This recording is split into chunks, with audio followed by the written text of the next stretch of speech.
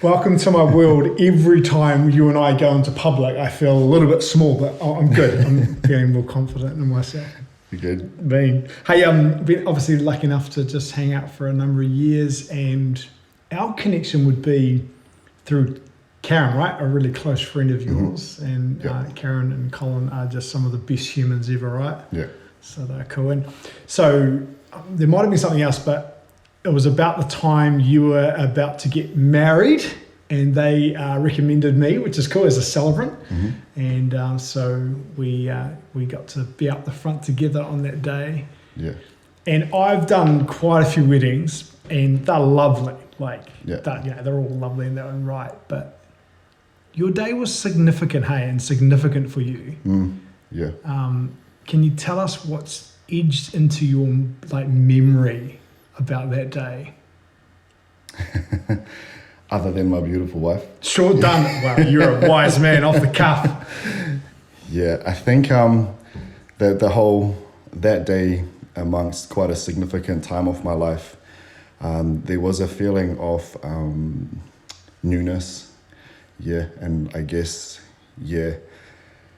creating a new future, or extending that creation of a new future. I think that, there was something that was felt by everybody there that I don't know how else to explain it, but there was a significant feeling, and I think that's what the significance was that feeling.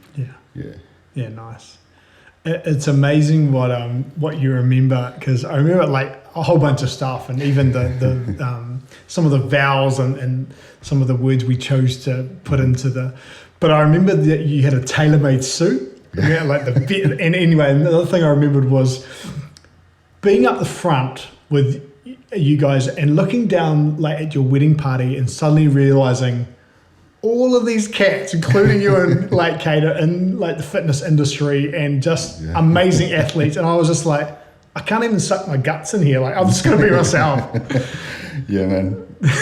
Best person to be is yourself. Yeah, that's good. Yeah.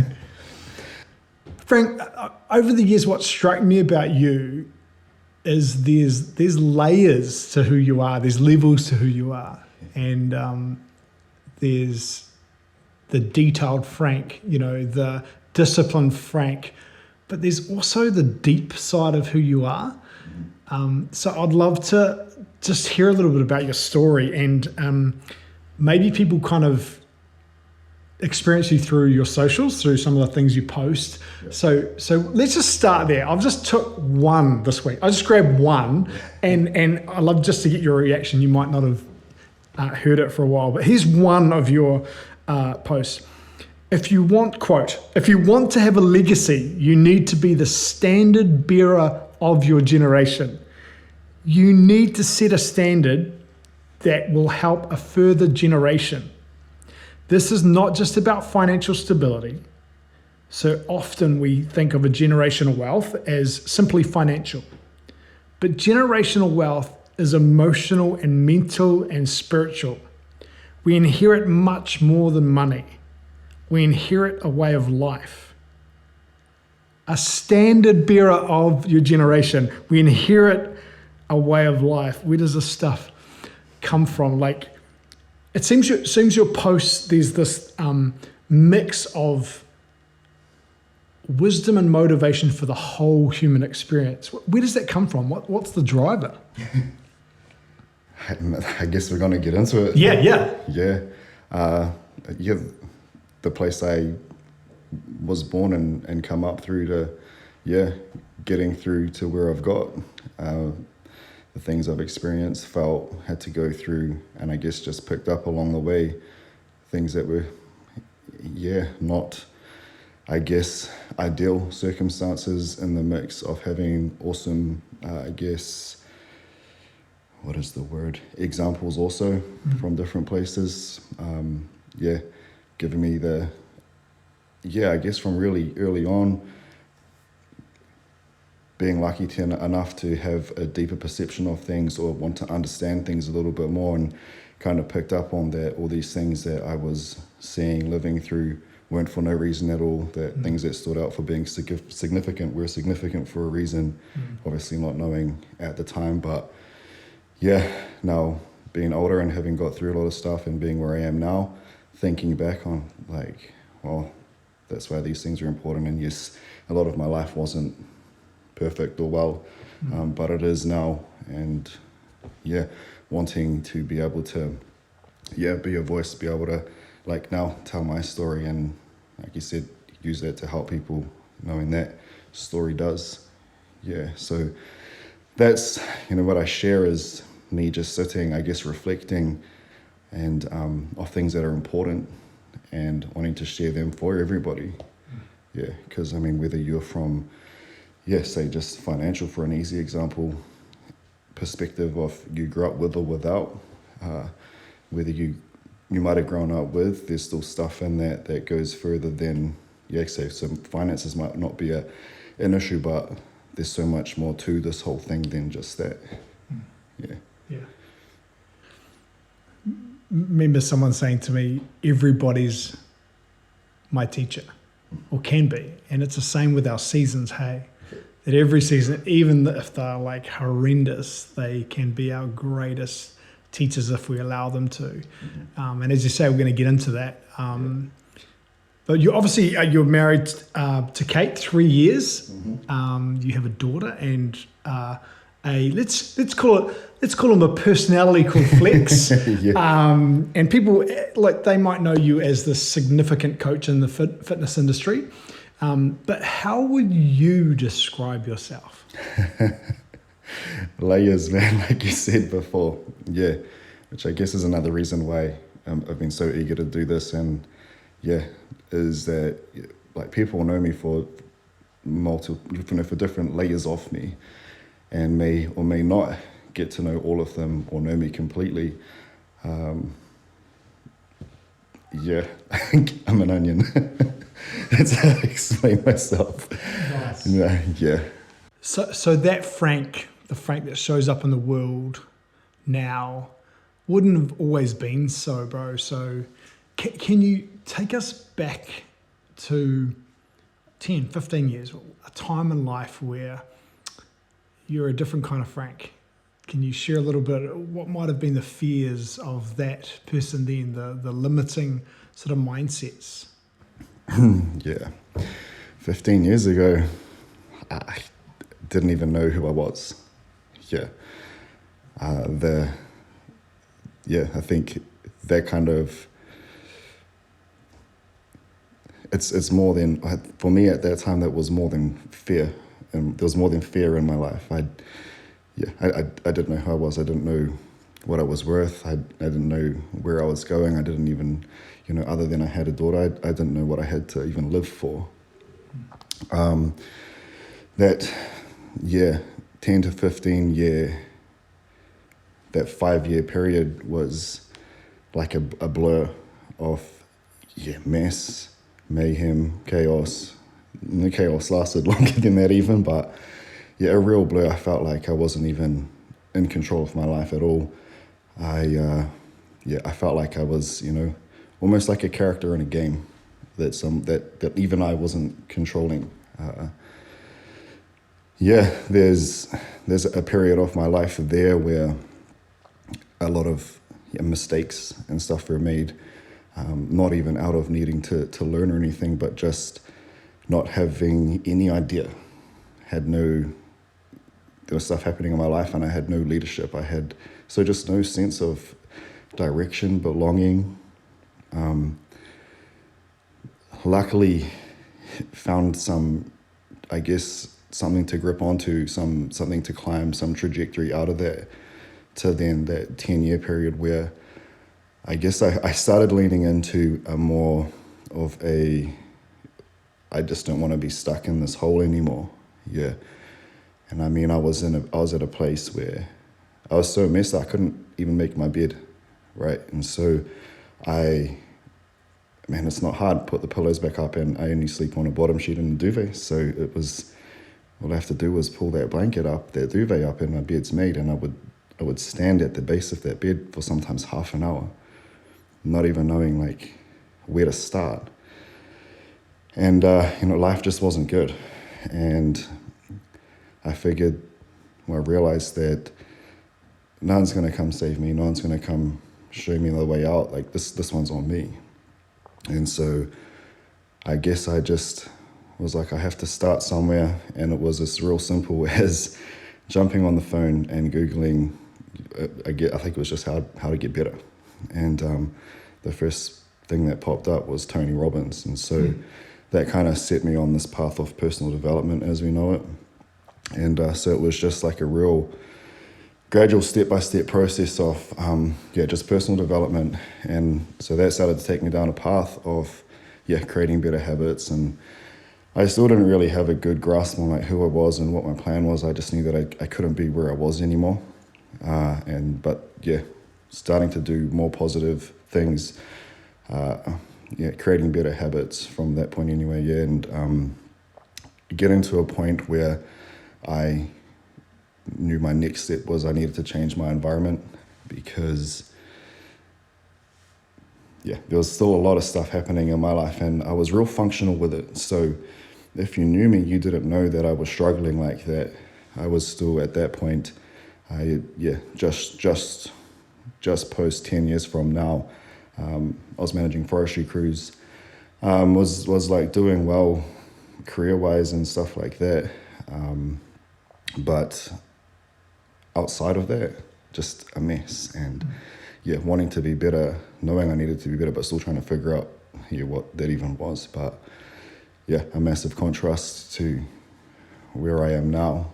I'm happy to talk about what some of those struggles and things that were and habits that were keeping me stuck in an environment that I knew I needed to change from. A major one for me was my ability to control my sexual appetite. And it was crazy because there was times where I intentionally would shut the door on it, but for some reason, the opportunities, the temptations would still come. I've never had an issue with like pornography or anything like that, but it was crazy to me how people could show up unannounced and stuff like that. And so I started to get an idea of that there's something else at play. Like if I'm choosing no, I don't need this, but it's still coming to me. I'm not out there looking for it.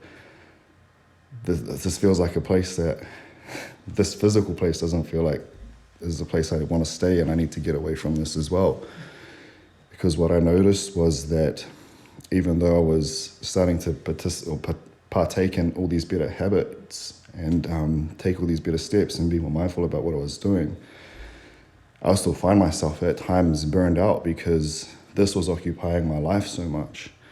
And so it would be like, almost like burning the wick at both ends, and because I'm trying to do real good, but then I'm also doing this other thing that's not helping me, and I'm really just skidding and writing up and not actually getting anywhere. So, and they used to eat me up because I'm like, this behavior, and one, it's making me tired, and I can't be the like alive person that I want to be, that has the energy to continue to make the decisions and be tenacious and be resilient and stand by the changes that I'm trying to make. But also thinking like, this isn't the kind of person that I would want my daughter to get to know. I wouldn't want my sisters to be with a person like this, even though I don't think, like, although, hurt some people, upset some people, I was acting in a way that was like bad. But knowing now that I guess this is one of the reasons why the story for me is so important to tell. Just going through periods of time where it doesn't seem like it's a big deal at that time, but the damage that it causes can be so long going and ongoing, and take a long time before you actually end up facing the, I guess we'll call it, the demon that come with that. And then that's hard when you think you're past it. And then there's like, and I guess that's what trauma is things that, rear up later. Through that time, I also figured out why I had the issue in the first place. Okay. But it was hard getting past that. Yeah, so there's a There's some layers there I'm hearing, man. yeah. Let's thank you for that. There's some, what I'm hearing too is one simple thing is that environment matters. Yeah. When you're wanting to evolve, when you're wanting to level up, your environment matters. I remember being just a young fella, but around sort of 19, 20, and I had a group of mates, loved it. My rugby boys, there's that side that I enjoyed it, the parties, just the laughter that we'd have together. But it was at the same time I was trying to embrace this a leadership role in my life. And I was starting to get involved in a youth group and kind of like enjoying that side. And I was torn. And I specifically remember just going to my mates' houses on the weekend, and good dudes, amazing guys, like zero judgment. And you just even go to the toilet and there's porn on the wall, or there's, I don't know, there's whatever, there's drinking or there's drugs somewhere else. And I'm just like, it's not that I was above it, but I wanted a different life. Yeah. And I remember, and I resonate with you, there was a time that I had to actually cut myself completely off those rhythms so that those new neural pathways and things could get really set in my life somewhere else. Yeah. And it's not always that easy. It actually sucks sometimes.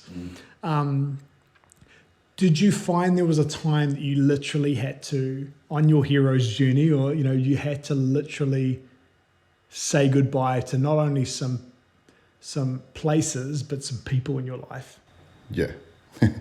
Yeah, definitely. There's multiple, I guess, occasions where there were people and things that I needed to cut out and remove myself from, because it just wasn't serving me. It wasn't getting me to the place that I needed to be.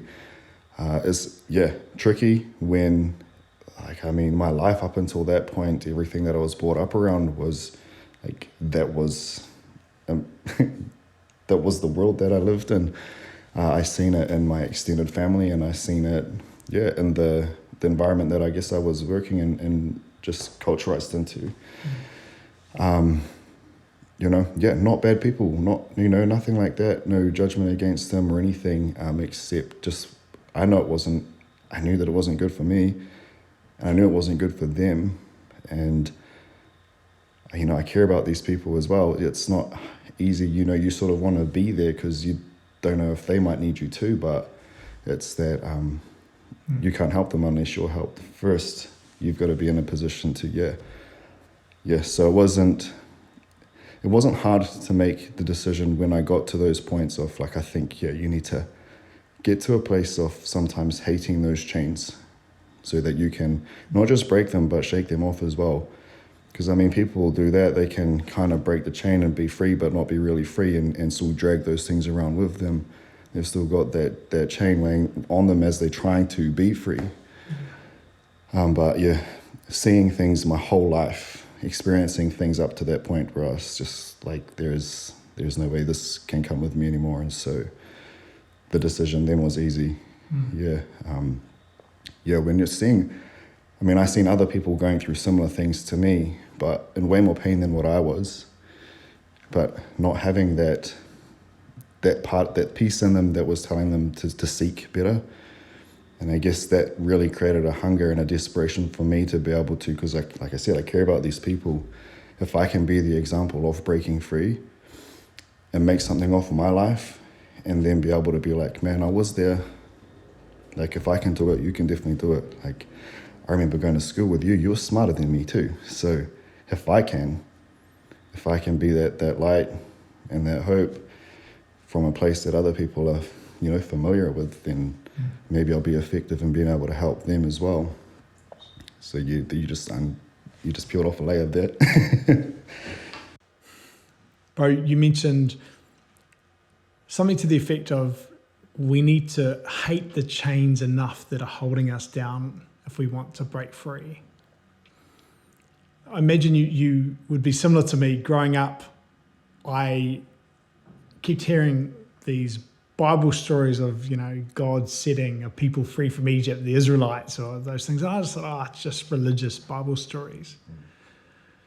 What I'm hearing in your story is that God does hate slavery, And the things that keep us bound and not fully human.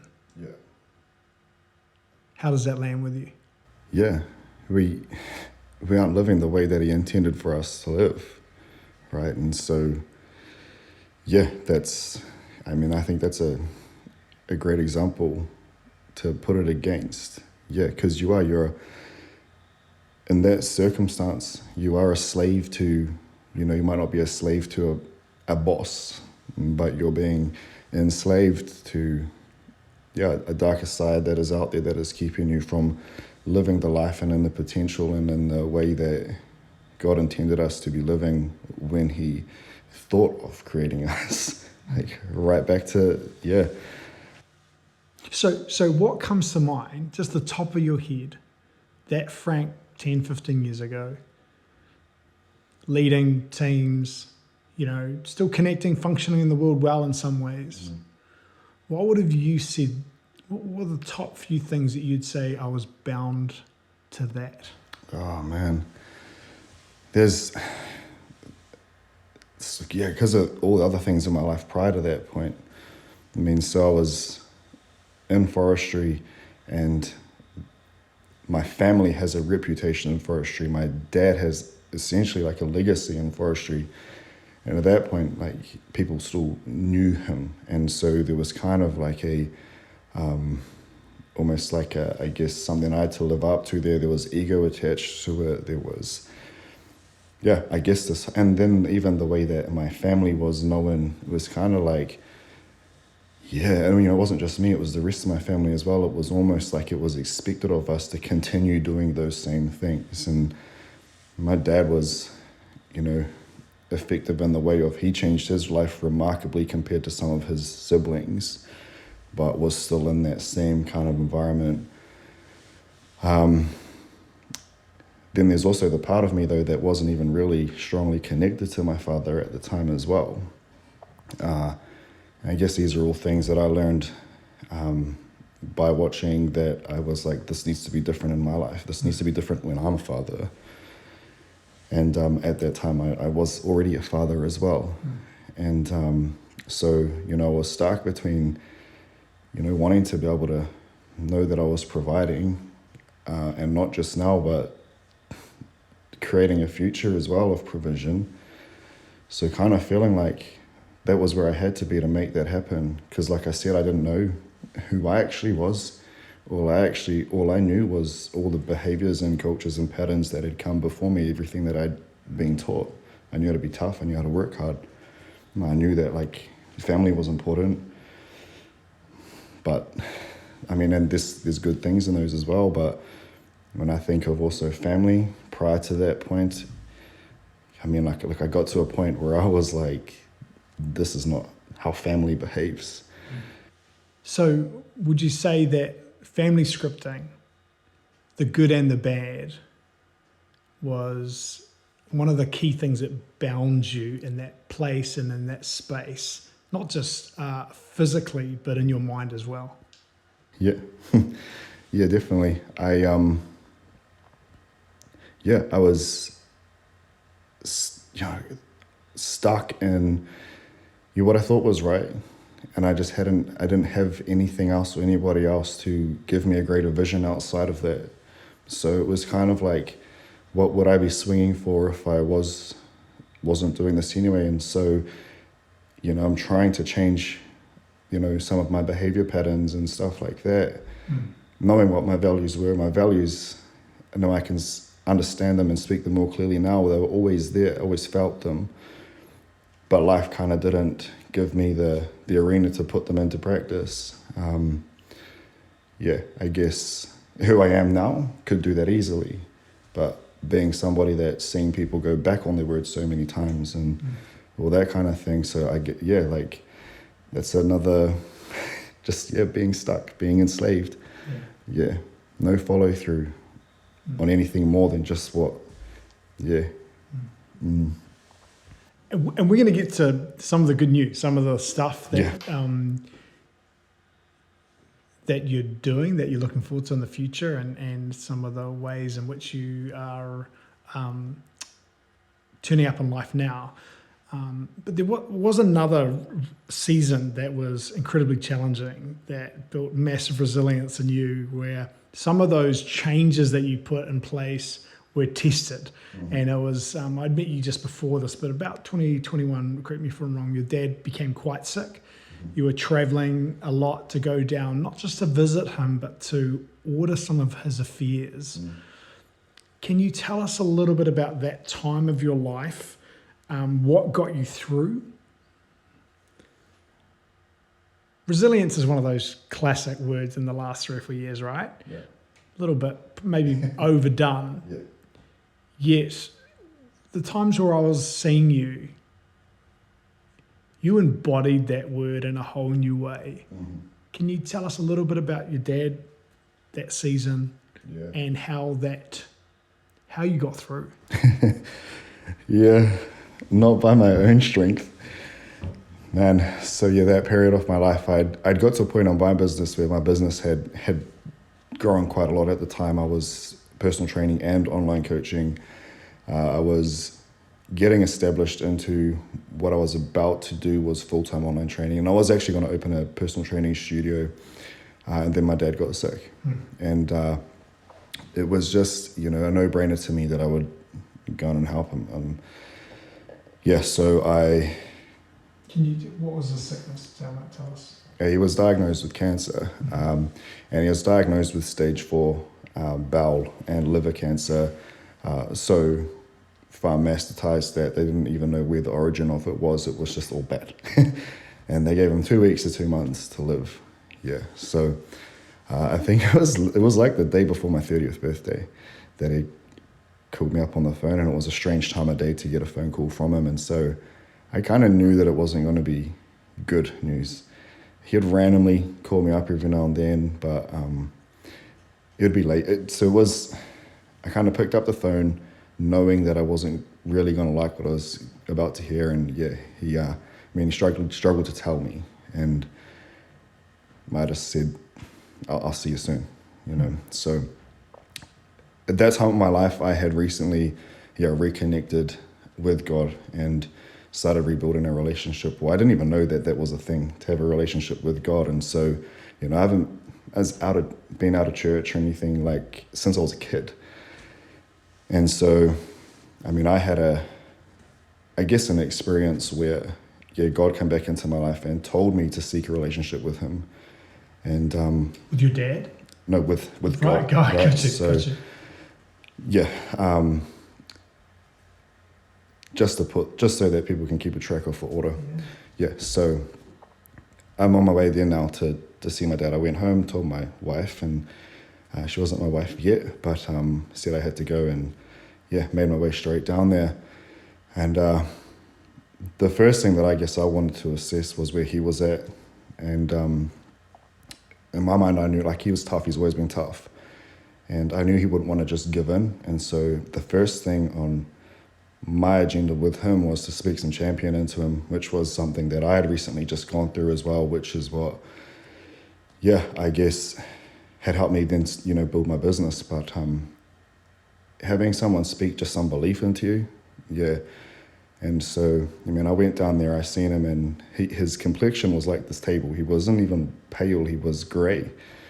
And I remember walking in the room, my sisters were essentially mourning him. He's got 2 weeks to 2 months left. The doctors have said, don't even bother wasting your time with any treatments or anything like that, because they probably won't work. And I remember just saying, he's not dead yet, get out. And I sat down beside him and I was like, do you want to fight this? And he said yes. So I was like, well, then we're going to fight it. And I'll come and I'll take care of, other affairs here so that, you don't have to worry about that. You can just worry about your fight. And I put my hands on him. I actually just prayed inside of my own head, because he didn't have any, he knew God, but he wasn't close with God at that point. And his complexion changed back to this pinkish color. Yeah. So, that was it. So for me, I kind of in that moment, I was even shocked. And so I was happy to, put my work aside, which I essentially, kind of essentially shut my own business down at that point. And then I was commuting from Hamilton to New Plymouth, staying there through the week, running my dad's business, wanting that not just to be not something that he needs to worry about again, but getting it to a point where, because I knew it wasn't in good order, wanted to bring it to a place where, you know, he could have someone else take it over or sell it, but just create an out for him so that, you know, and hope actually that this may be a shake-up for him to actually start living his life. But yeah, so it went on for a decent amount of time. That was, right on this, I guess, the start of COVID and stuff like that as well. But I would drive down Sunday night, stay at his place all week, and then drive back home on a Friday night after work, spend a night at home with Kate. Yeah, no brainer for me to be down there and to take over the managing office business and stuff for him. I felt like I had a vision for it, and I knew it was going to be hard. I definitely did not anticipate how hard it was going to be. And funny, I'm often, I guess, complimented on my pain tolerance.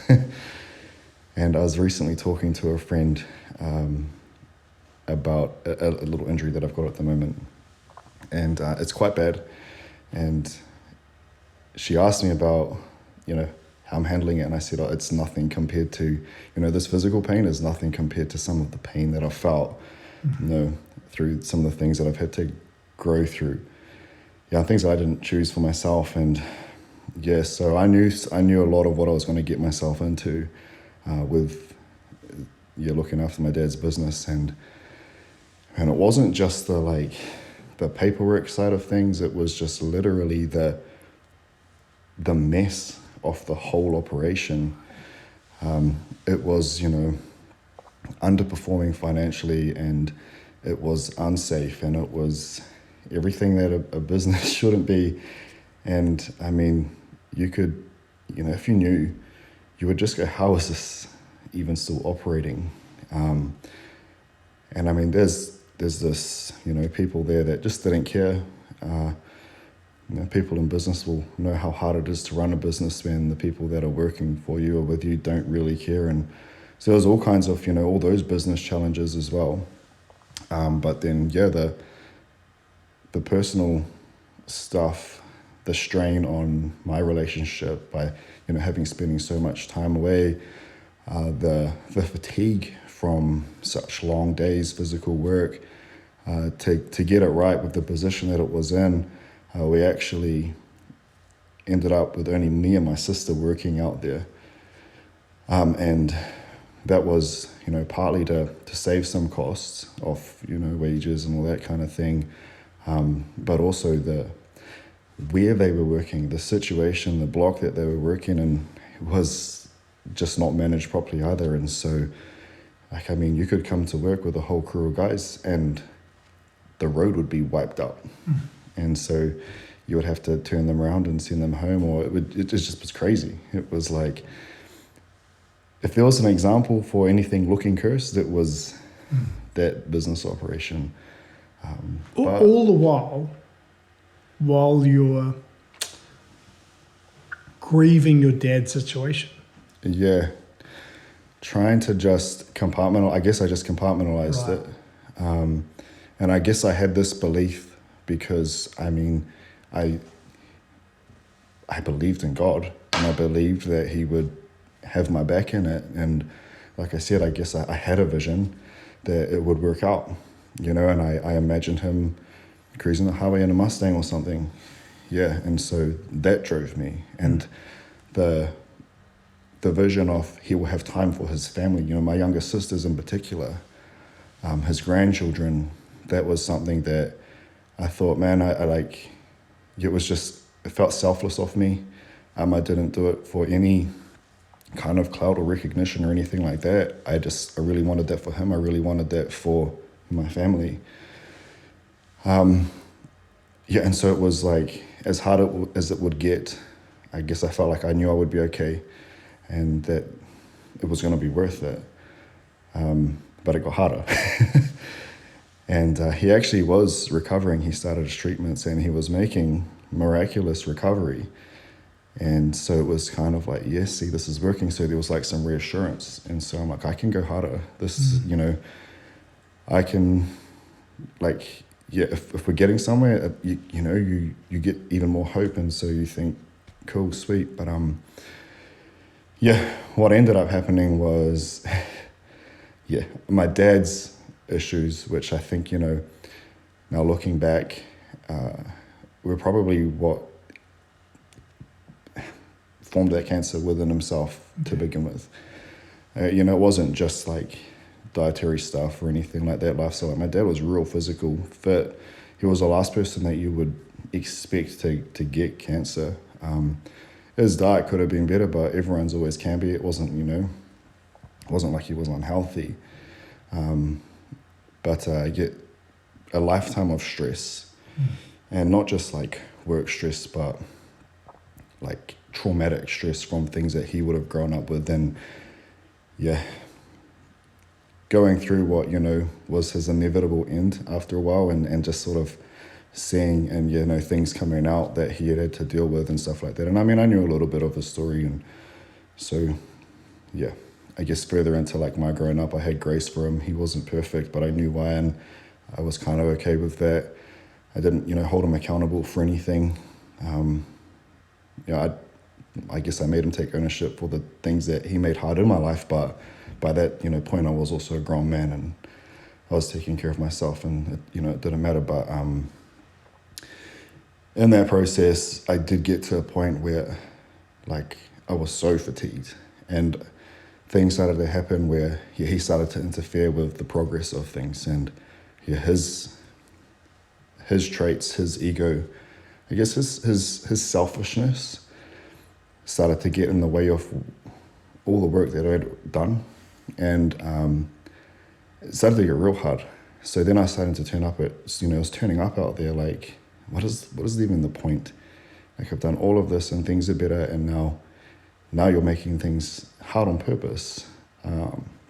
He started to do better, so he started to turn up out at work and, you know, start to do things that weren't part of the plan, and start doing things like buy 2 brand new utes and add all this financial strain back into things. We were trying to create an exit. He's trying to create a reason for it to continue to have, you know, for it to have to continue.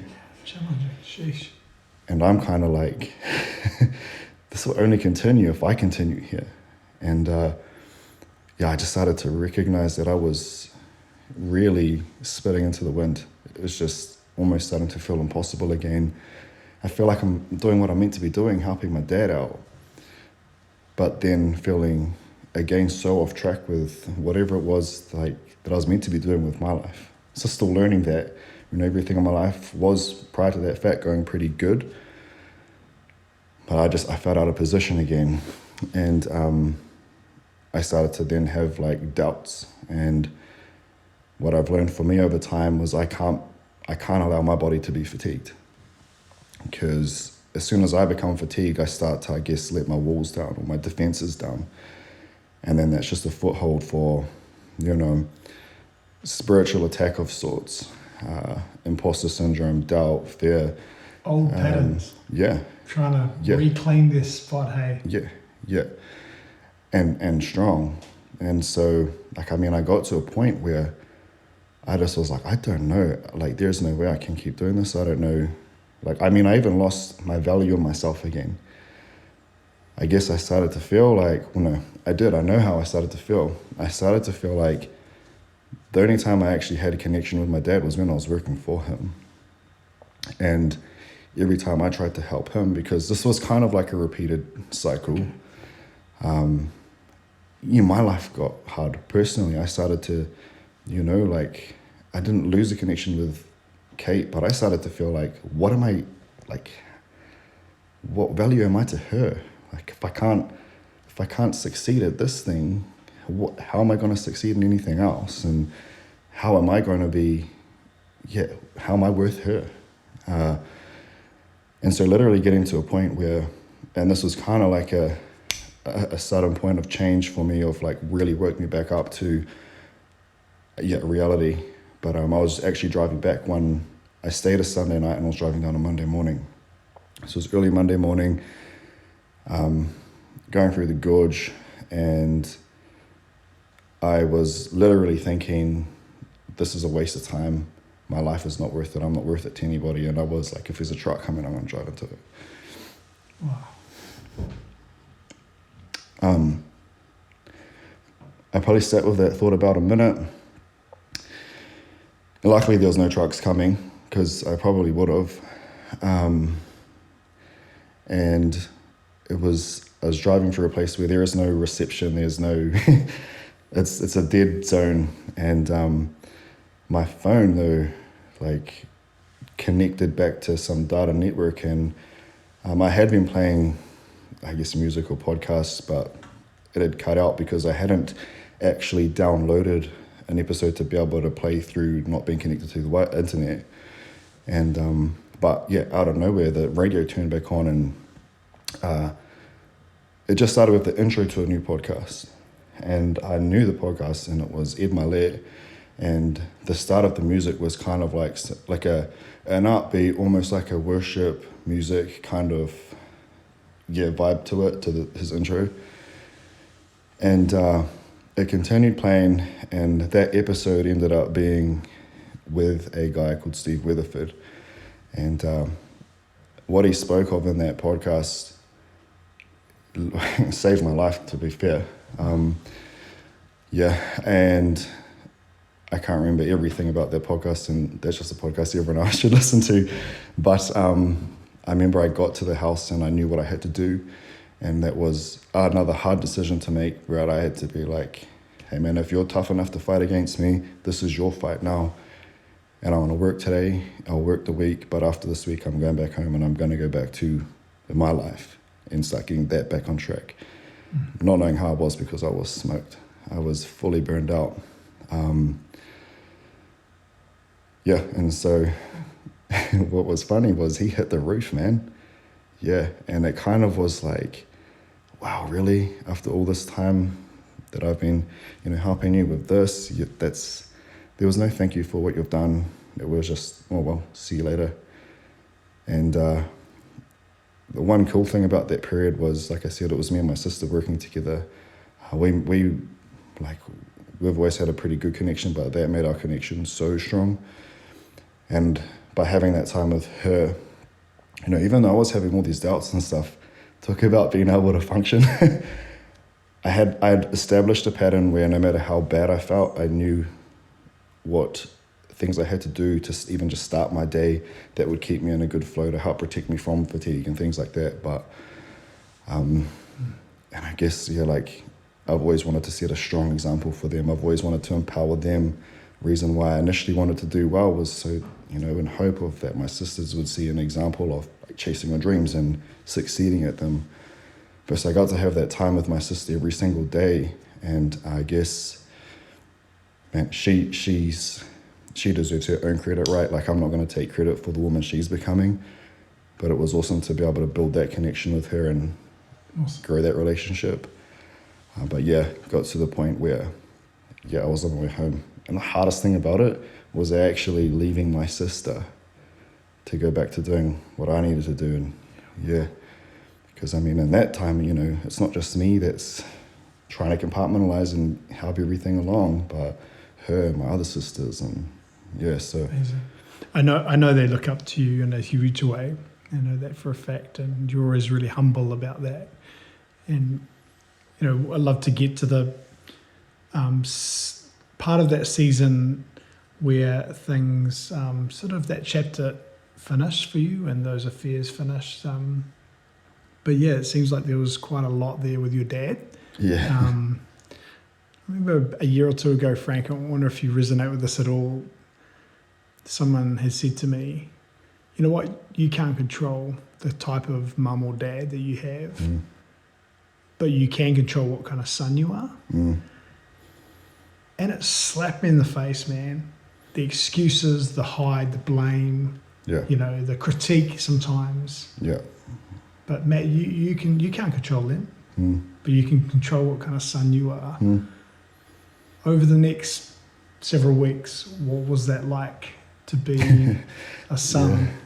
I kind of laughed before because having it spoken back to me was like, in amongst that part, and I mean, that's not even all it was, right? Because there was a time where things then got better, and then there was the time of then dealing with him actually getting sick and passing, and that being a whole nother a lot of challenge.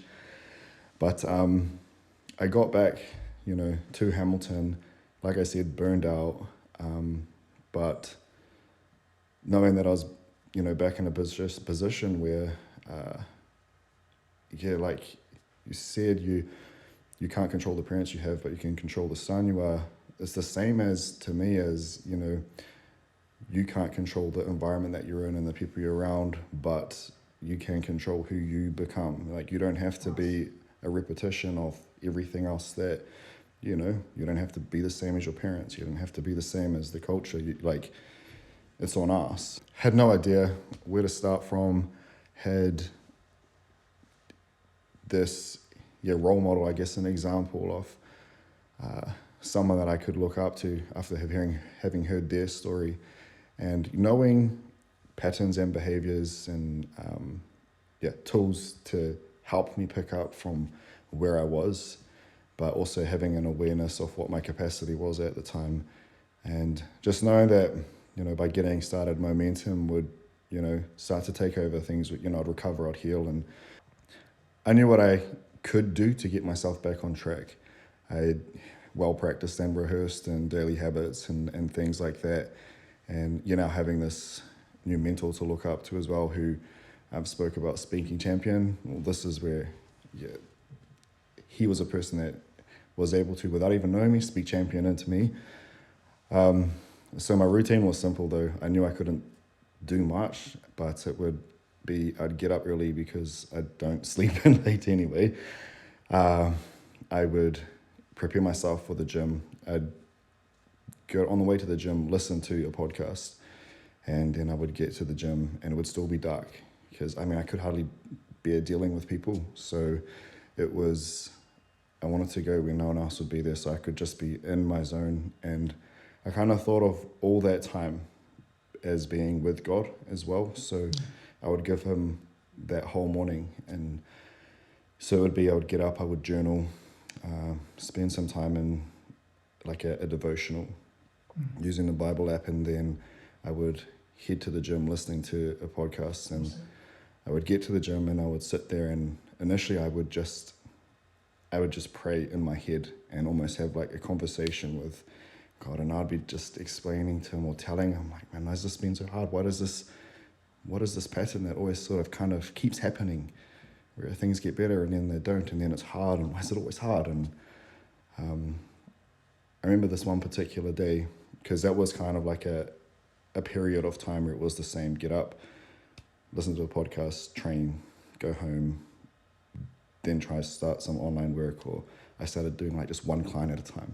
But this one particular day I was sitting there, and I think I just gathered the courage to, I guess, pray out loud. And like, this is before 4:00 in the morning, it's dark, there's no one else around. And I remember like looking to still make sure that no one could hear me because I would be embarrassed. Which is, like, it's a funny thing. I think that's kind of reflective of some kind of just trauma or feeling as well. Literally nothing to be afraid of, but still, for some reason, in fear of being judged. And anyway, I remember I'd prayed, and then I'd sat back in my chair, and I was again just like, why is this hard? And I heard him audibly, and like, I know this will sound crazy to some people who know him believe him this way, may not. But I remember sitting in my car and hearing him say, Frank, you were serving the wrong father. And from that, if I wasn't already sitting back in my chair, I was sat back in my chair.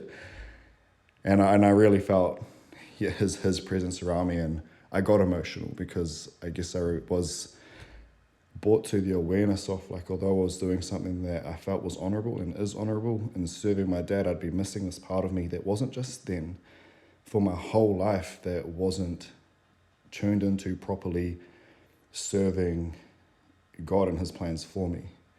By putting myself in a position where I sought him to make, not him proud because we can't, he's already, but yes, seek him to know what it was that I was meant to be doing with my life that would, I knew then, help my life to be on the path and on trajectory that it was meant to be on, and really make a way to being away from all that pain and like all the dragging of chain. And So I don't make it a habit to interrupt someone as big as you, but there's something pretty powerful there. Like one, that statement that you get, that sense of what the divine God had spoken to you. Yeah. There must have been healing and convicting and motivating all in one, that, you had this journey where serving your natural father, which is a good thing, left you burnt. Yeah. But then to hear that is what, that just blows my mind. But two, just thinking for people that are listening, for all of us that'll at some point go through a version of this. Correct me if I'm wrong. You were, I'm going to say, burnt out, pretty broken. And you were saying, I'm avoiding people. But here's the thing. You still, even in that funk, even in that depressive state, is it right that you still put rhythms in place? Yeah. And that was part of you breaking out of that. Yeah. It didn't have to be all in and be smiley and go into the crowds, but you were saying you worked out, you journaled, you had like a devotional time. Yeah. That's key, hey, for when we go through those tough times. Yeah. Yeah. That's, I had been going through that process for, a few years now. So I knew that it worked. I knew that would create momentum. Yeah, I had also had other experiences inside of that time where I realized why my faith stayed alive in it as well, and why that was going to be important was because, I'd come to a point prior to this happening where I was like, whoa, he's really had me, because I don't remember where I was in my own consciousness to be able to make the decisions and behave in the way that would get me out of that. Like I felt like I was on a kind of autopilot. It was like I was walking off ledges where there was no bridges, and somehow I got to the other side. And so, there was I knew, even though I didn't feel strong and well, that these things, that him would keep me upright.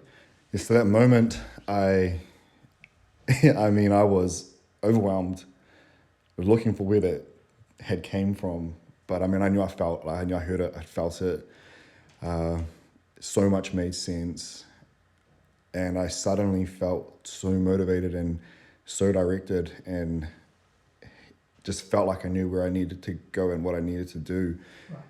And had or even a sense of victory at that point, of knowing that it was okay to not have to worry about the places I had been, and to be able to focus solely on where I was going, by his plan, by his direction.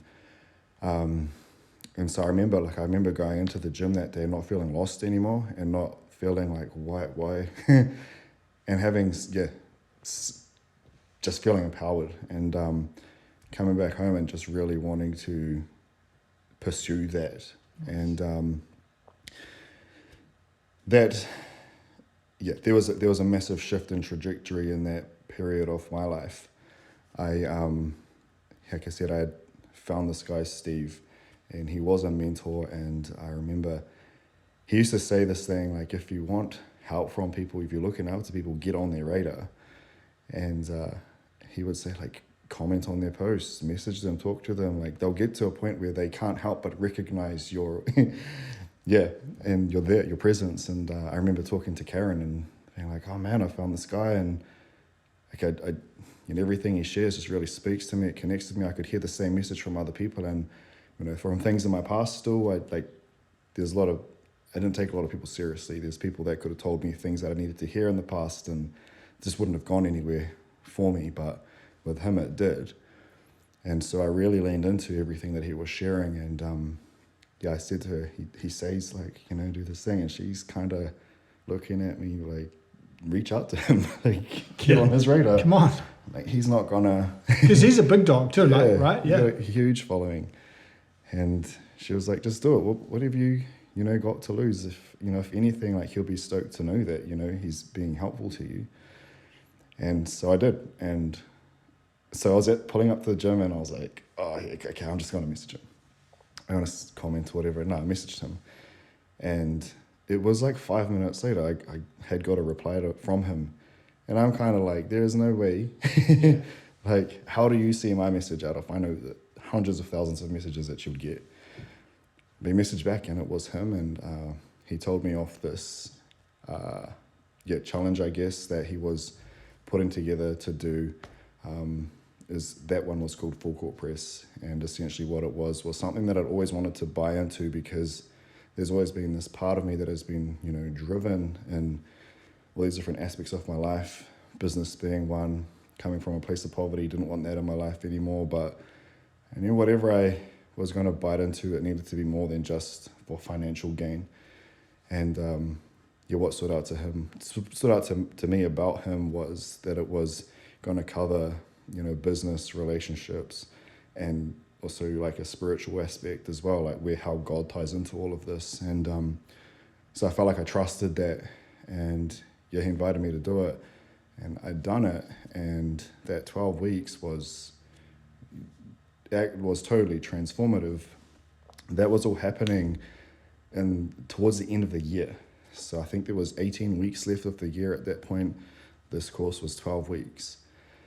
There was, the biggest hurdle for me to do that was how much it cost. And like, I understand in business the benefit of investment, and that to get good help is going to, cost you something. And so was happy to do it. But like, bearing in mind, I'd just been away from my business for so long, I'd actually tanked my business savings out to be able to sustain, working away, helping my dad.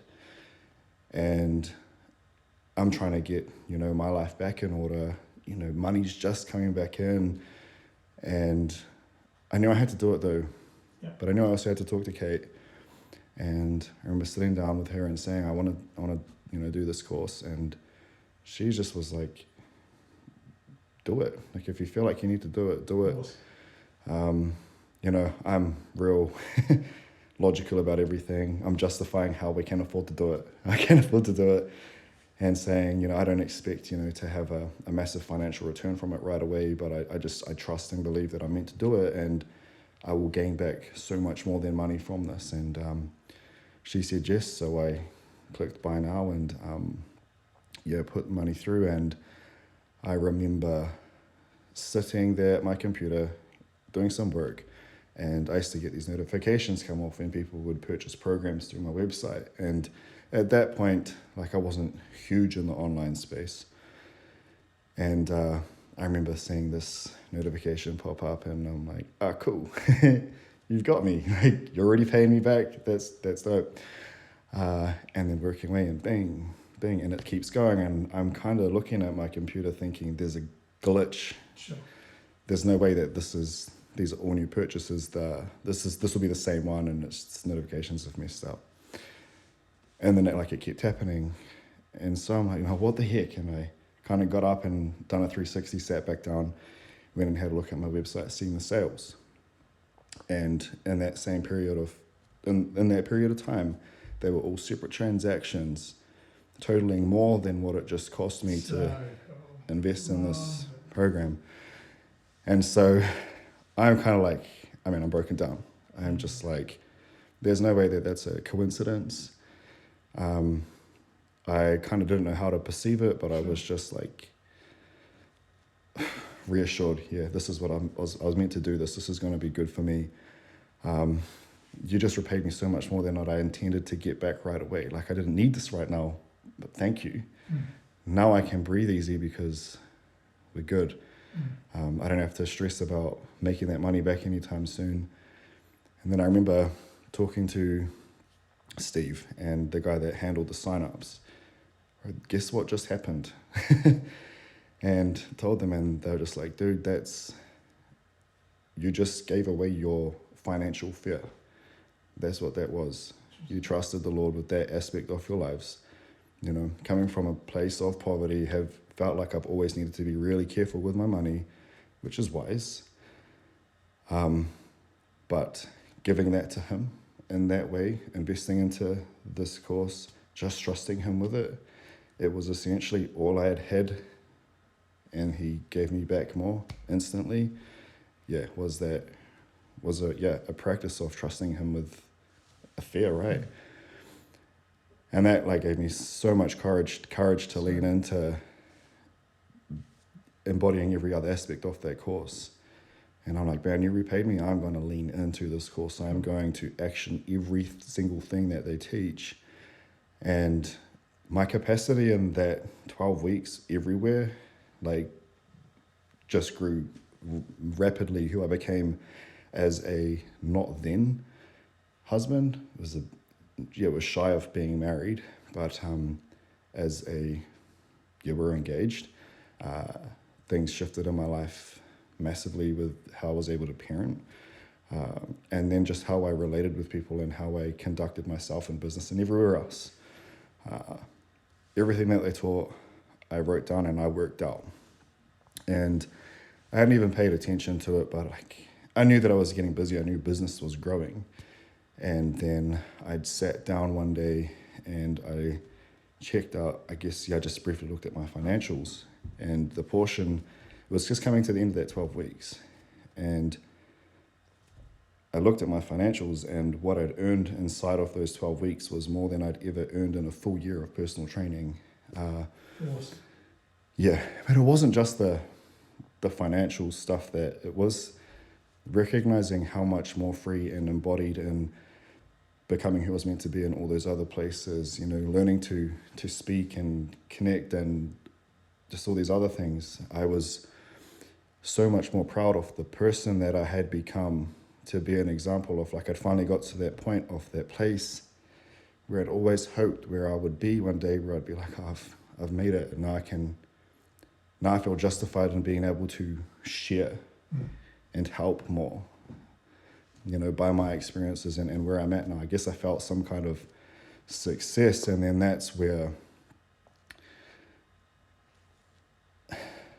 man, there's too much that I owe to God. Like, I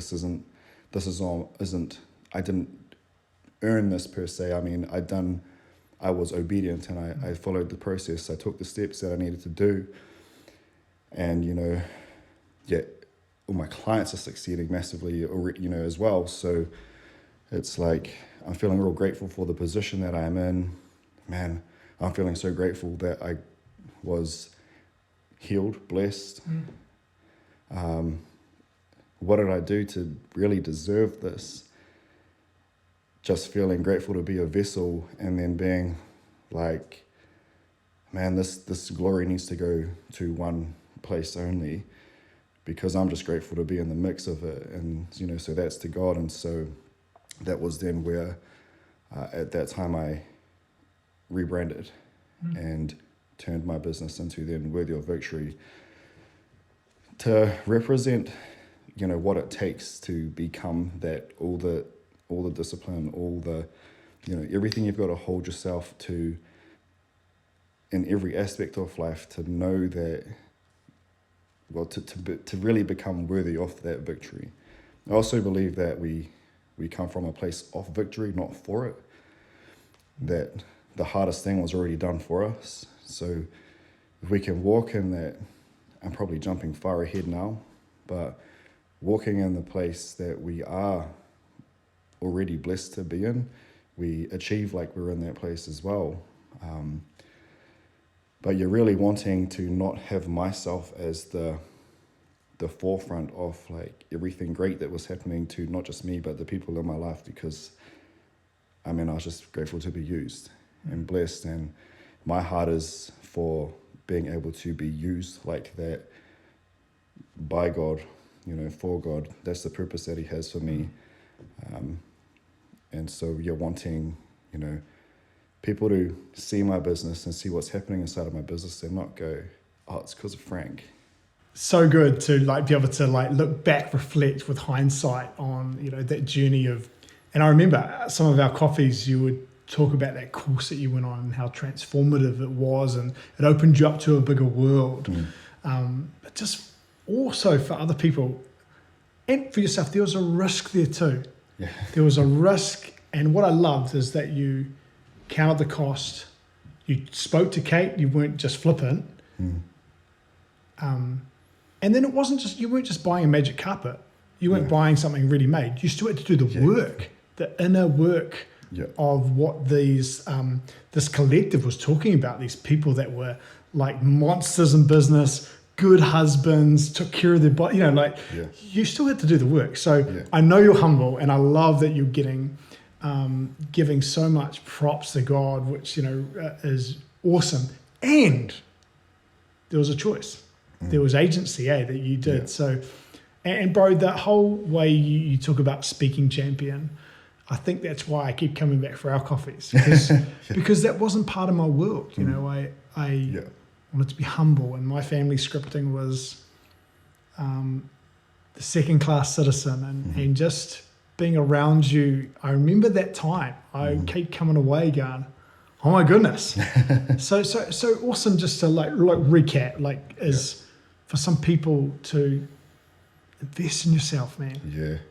Talk about it, but then take a risk. Yeah. Because it opens yourself up to a bigger world. Yeah. And what I'm hearing from you too, like I love those stories of the data, you can start seeing those purchases.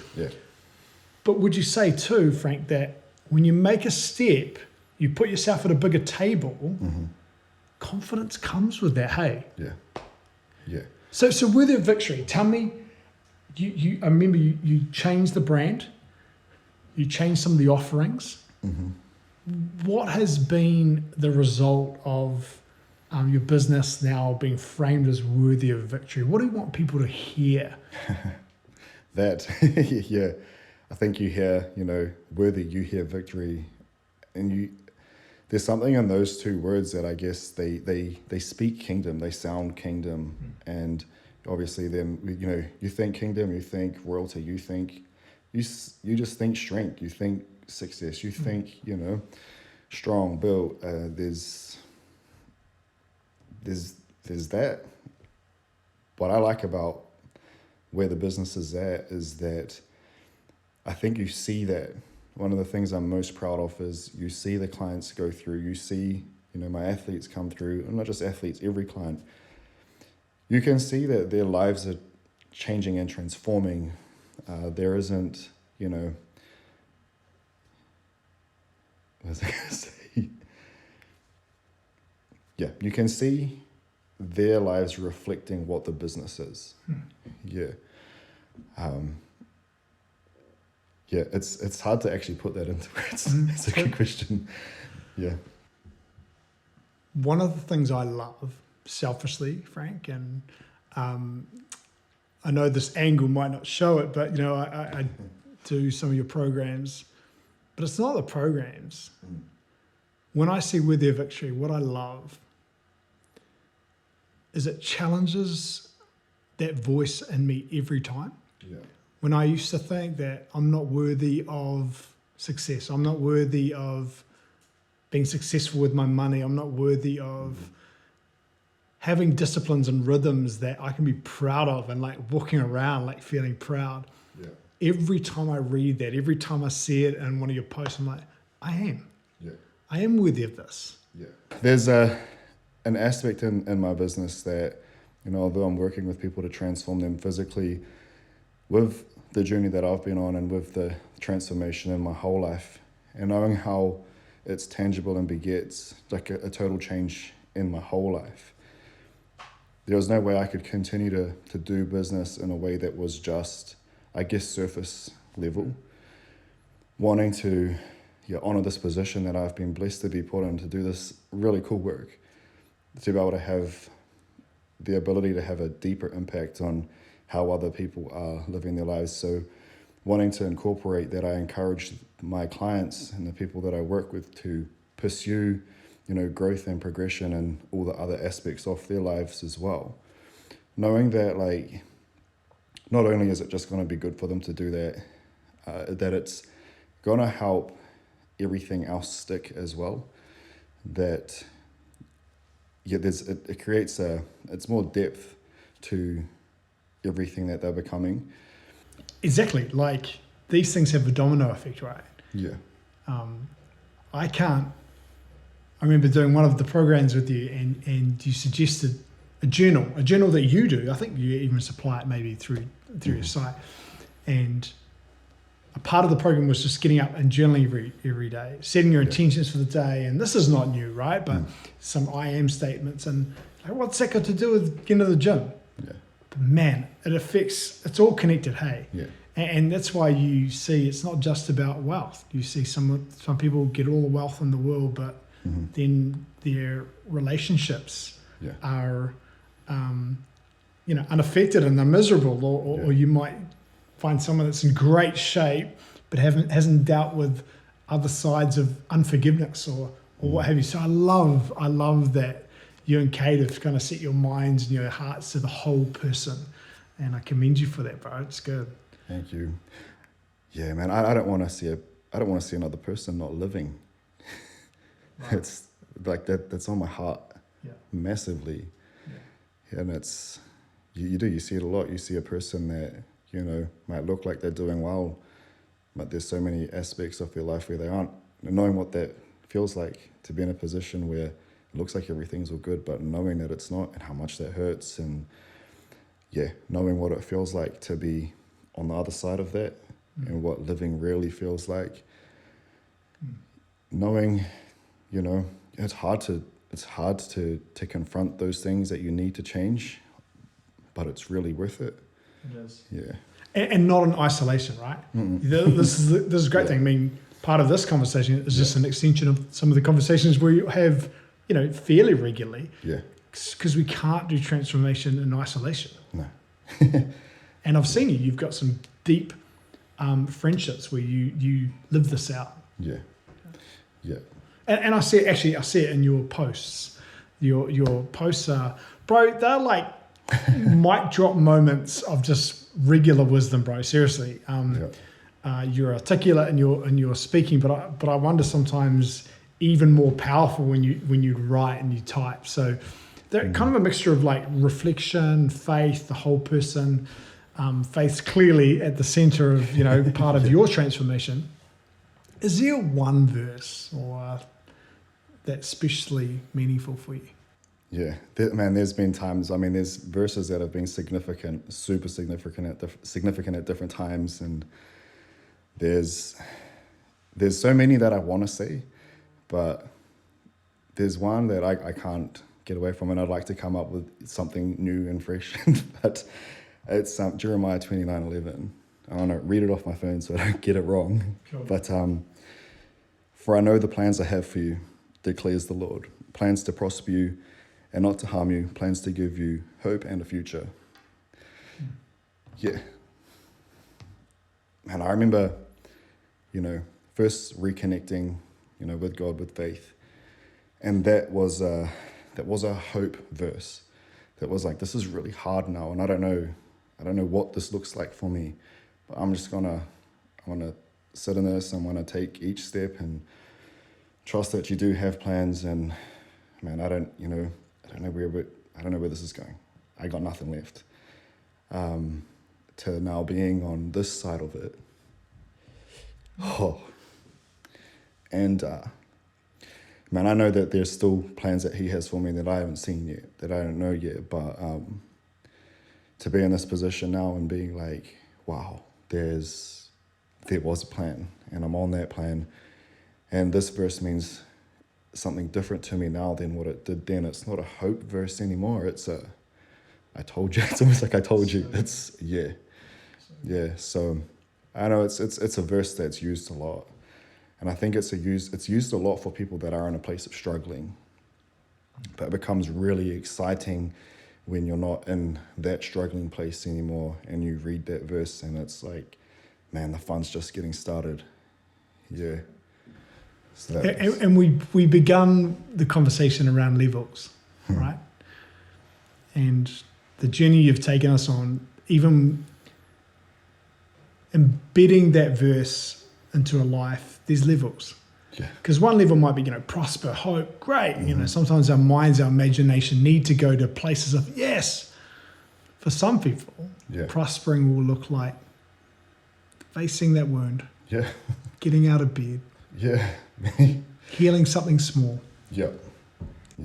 When you make the decision you're going to change, you will think of one thing, one area where you want to change. Say it might be health. And you start embarking that journey, and then you realize there's all these other things that you need to address as well, and it becomes hard. And the things that were easy end up becoming challenged as well, because there's this challenge that's just occupying your capacity, full stop. And so even things that were easy become challenging to do sometimes when you're in the depth of like what it takes to make those changes, to have that transformation. Yeah. Awesome. Sometimes we need those wisdom kind of verses, those quotes that hold us, hey? Yeah. So, hey, look, as we wind our conversation down, you're obviously married to just an incredible human, and Kate, she's a weapon in her own right. Yeah. And she's been on a journey with the Olympia, and you guys have got some trips coming up. I'd love to know sort of what's next. Give us sort of the bullet points of that space. Yeah. And then you went on a bit of a walk with your dog, Flex, and had a moment about your future, so we'll get to that in a minute. But first, Kate, how not only you keep yourself in good shape, but she's been working hard too and has surpassed some of the goals you guys set together. Yeah. Yeah, I mean, we've, off the back of like plans, that he has a plan for you. We've been really blessed to be living a life that, I mean, I think, man, we're so capable of living out these lives that we sometimes think are so grandiose that we don't even give ourselves the chance to dream of them. They just seem so far out there. And I mean, we have been, blessed to live out a life, to be living out a life that is so much more than we ever thought or anticipated. And I can stand kind of correcting myself right now, because it's kind of like once you know that there's so much more for you, you kind of just open to whatever is going to happen for you. You kind of almost don't set challenges or goals because you don't want them to be in the way of what is actually going to be presented to you. Right. But no, still set goals. So the Olympia, for people that don't know what it is, that is the pinnacle of bodybuilding. In terms of bodybuilding competition, it is the, what's the American football? It's the Super Bowl. Yeah, it is the Super Bowl of, what the Super Bowl is to American football, the Olympia is to bodybuilding. It's as high as you can go, and then the only way higher than participating at it is to win it. So it's at the top, and we have been blessed enough by Kate's work ethic and I guess, our team effort to be able to, have her achieve that last year and became an Olympian, which is, like I said, quite it's a cool patch to wear, I guess. Amazing. It's a good, At our last coffee a few weeks ago, you were telling me like a sense of like, you were in a place in business and life, you felt blessed and content, and you're kind of in this place of like, what do I do? Do I buy a jet ski? Or not that there's anything wrong with that. You're like, But there was like this contentness, but this hunger. And I was like, tell me about that, because you're like, I'm hungry for more. Yeah. And then you told me about a new initiative and where you can, like where you're comfortable. Do you want to tell us a little bit about what's next? Yeah. So I found myself in a place where everything's good, and I could just real easy be just content with everything that I've got. And I know deep down I would never just keep things the same, but wanted to just do something more, something else. And I wasn't sure if that was just solely for me personally, a hobby or an interest or something like that. But then, it was brought to my attention that I was going to build a gym, start my own place of being able to combine all of this. Come on. Yeah. Okay, so are we talking, just like one of those franchise gyms, or what are we talking? Just give us a bit of a glimpse of what's in your head, your heart. Yeah, not a franchise gym. Based off of just my time in the industry and stuff, there's lots of things that I've seen that I don't want to repeat. I want something original, and something original, something that is more reflective of, because I feel blessed that I found this interest that has become my career and now provides my livelihood and enables me to have the connections and stuff with people and have the effect that I have, through being used by God, right? And so, yeah, it's really community driven, it's real passion driven. It's a combination of being able to do more in the community, with fitness, and also being able to facilitate just a lot of the other things that I feel like are important, not just to fitness, but to community also. Bringing even people in business together so that it's a community supporting community, that community, the culture of that is to lift each other up, to be competitive, but in a healthy way. So we're throwing all sorts of things at it. That's exciting, man. And are we talking like 2030, or are we talking we got plans in the pipeline? Yeah, we got plans in the pipeline. So right now, I would have liked to have said it would have been open in 2 or 3 months, but the nature of business is that it's going to take a little longer, but feeling pretty confident that it will be before the end of the year or the very start of the new year. Yeah, come on. Awesome. I love that you don't just rest, like you don't just, I'm done, we're coasting. I know you work hard, but you want more. And what impresses me even more, bro, is the reasons you want more. Yeah. For transformation, for community, for like, let's keep seeing change happen. Yeah. Thank you for your wisdom, bro. Thank you for your humility. Anything that you want to leave us with from this conversation? No, I think just, like what you just said, the reason why, why for it all, the gym, the reason even for this podcast is, yes, that drive to want to do more as well is really driven by, I feel like there's stuff I'm meant to do, and I don't know when my time to do that will run out. And so I want to know that before that time comes, when it comes, that, everything's in place for that to be able to continue if I'm not hit. A morbid thing to think about, but for me it does create a sense of urgency. And lucky I'm a person that likes ants in my pants. Friend Carroll, you're a beast and a blessing, bro. And so go well, grace and peace. Thank you.